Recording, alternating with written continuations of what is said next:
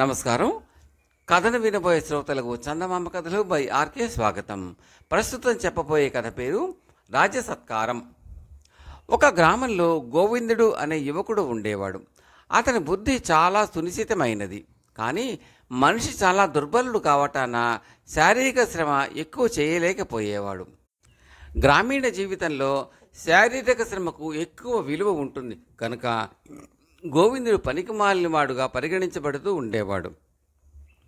అతని అన్న వదిన అతన్ని చూసి ఏ పని చేయలేనివాడు అని విసుగు చెందుతూ ఉండేవారు. కానీ గోవిందుడు ఊళ్ళో వాళ్లకు అప్పుడు చాలా మంచి సలహాలు ఇస్తూ ఉండేవాడు. ఆ సలహాల వల్ల వాళ్లకు చాలా లాభం కలుగుతూ ఉండేది. వాళ్ళు గోవిందుడు అన్నతో, మీ గోవిందుడు నిజంగా చాలా తెలివిగలవాడు అనేవాళ్ళు. తన తమ్ముడి తెలివితేటలను గురించి వాళ్ళు తెగమెచ్చుకోనటం కూడా అన్నకు విసిగెత్తించింది. ఒకనాడు అతను, గోవిందుడు నిజంగా అంత తెలివిగలవాడైతే రాజ్యసభకు వెళ్ళి సన్మానం పొందమనరాదు, ఇక్కడ కూర్చోవడం దేనికి అన్నాడు. అంత ప్రయోజకుడైతే ఇంకా లేనిదేమున్నది అంటూ సాగదీసింది వదిన గారు. ఈ మాటలు గోవిందుడు విన్నాడు. అతడికి కూడా నిజమేననిపించింది. అతనికి రాజధానికి వెళ్ళి రాజసన్మానం పొందాలని అనిపించింది. ఉగాది నాడు రాజుగారు దర్బారు చేసి పౌరులను కొన్ని ప్రశ్నలు అడుగుతాడు. ఆ ప్రశ్నలకు తెలివిగా సమాధానాలు ఇచ్చిన వారికి బహుమానాలు లభిస్తాయి. ఉగాది దగ్గరలోనే ఉన్నది. ఆ రోజు గోవిందుడు రాజధానికి చేరుకుని రాజసభకు వెళ్ళాడు. రాజుగారి ప్రశ్నలకు సమాధానాలు చెప్పడానికి సిద్ధంగా ఉన్నవారిని ఒక ప్రత్యేక స్థలంలో కూర్చోబెట్టారు. రాజుగారు వాళ్లను సాధారణమైన ప్రశ్నలే అడిగాడు. మన రాజ్యంలో సత్యసంధులు ఎంతమంది ఉన్నారు అన్నది ఆయన మొదటి ప్రశ్న. రాజ్యంలో సుమారు 1,00,000 మంది సత్యసంధులు అని ఒకడు, జనాభాలో 10వ వంతు సత్యసంధులు అని మరొకడు సమాధానాలు చెప్పారు. మీ కింద కొలువు చేసే 500 మంది సత్యసంధులే అన్నాడు గోవిందుడు. ఎలా చెప్పగలవు అన్నాడు రాజు. వారిలో సత్యసంధుడు కానివాడు ఎవరైనా ఉంటే మీరు వాడిని ఎప్పుడో పనిలోంచి పంపేసి ఉందురు అన్నాడు గోవిందుడు. ఈ సమాధానంతో తృప్తిపడ్డాడు రాజు. ఆ తర్వాత మరొక ప్రశ్న వేశాడు. నాకు ఇష్టమైన బట్టలు ఎలా దొరుకుతాయి అని.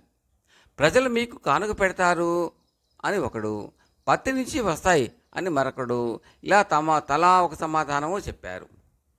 పనితనం తెలిసిన నేతగాళ్ళు మీకు ఇష్టమైన బట్టలు నేసి పెడతారు అన్నాడు గోవిందుడు.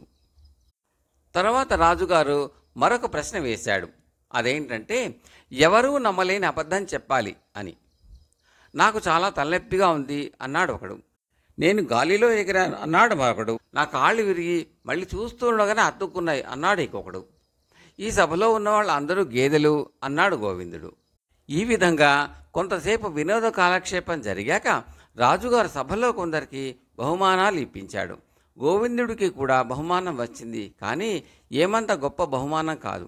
తాంబూలంలో ఒక బంగారు కాసు, ఒక జత మంచి బట్టలు ఇచ్చారు. రాజుగారు ప్రత్యేకంగా చేస్తున్న విందులో భోజనం చేసి వెళ్ళమని అతన్ని కూడా ఆహ్వానించారు. రాజుగారు సభ చాలించగానే గోవిందుడు తనకు రాజుగారు ఇచ్చిన బట్టలను మరెవరికో ఇచ్చేసి తాను కట్టుకున్న బట్టలతోనే భోజనానికి వచ్చాడు. అతను తప్ప మిగిలిన వాళ్ళంతా రాజుగారు పెట్టిన కొత్త బట్టలు కట్టుకున్నారు. భోజనం దగ్గర కూడా అతను తాను మామూలుగా తినే పచ్చడి మెతుకులు, మజ్జిగ మాత్రమే తిన్నాడు. మంచి మంచి భక్ష్యాలు, కూరలు, పాయసాలు కనీసం ముట్టనైనా లేదు. గోవిందుడి వింత చర్యల గురించి రాజుగారి దాకా వెళ్ళింది వార్త. ఆయన గోవిందుడిని పిలిపించి, నేను బహుమానంగా ఇచ్చిన కొత్త బట్టలను కట్టుకున్నావు కావు, భోజనం దగ్గర కూడా మంచి మంచి వంటకాలు అన్నీ ఉండగా ఏవీ ముట్టుకోకుండా కేవలం పచ్చడి మజ్జిగ తిన్నావట, ఇది రాజావమానం కాదా అని అడిగాడు. మహారాజా, నేను పేదవాణ్ణి, తమరిచ్చిన బట్టలు ఇప్పుడు కట్టుకున్నానంటే తిరిగి నాకు మామూలు బట్టలు కట్టుకోబుద్ధి పుట్టదు. అందుచేత వాటిని దానం చేశాను. రోజు పచ్చడి మెతుకులు తిని గంజినీళ్లు తాగే నాలాంటి వాడు పంచభక్ష పరమాన్నాల రుచి మరిగితే ఐశ్వర్యాభిలాష హెచ్చి రకరకాల దుర్బుద్ధులు తలెత్తుతాయి. అందుచేత నా తాహతుకు తగినట్టుగానే ప్రవర్తించాను. రాజావమానం చేయాలన్న దుర్బుద్ధి నాలో ఏ కోశానా లేదు, మన్నించాలి అన్నాడు గోవిందుడు.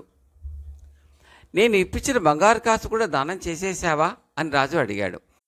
లేదు మహారాజా, నన్ను పోషించే నా అన్నకు ఇద్దామని దాన్ని నా వద్దనే ఉంచుకుంటాను అన్నాడు గోవిందుడు. గోవిందుడి సద్బుద్ధికి, బుద్ధి సూక్ష్మతకు రాజుగారు మెచ్చుకుని అతనికి 1000 బంగారు మొహరీలు ఇప్పించి అతనికి తన ఆస్థానంలో మంచి ఉద్యోగం కూడా ఇచ్చాడు. అంతా సుఖంగా ఉన్నారు. కథ సమాప్తం.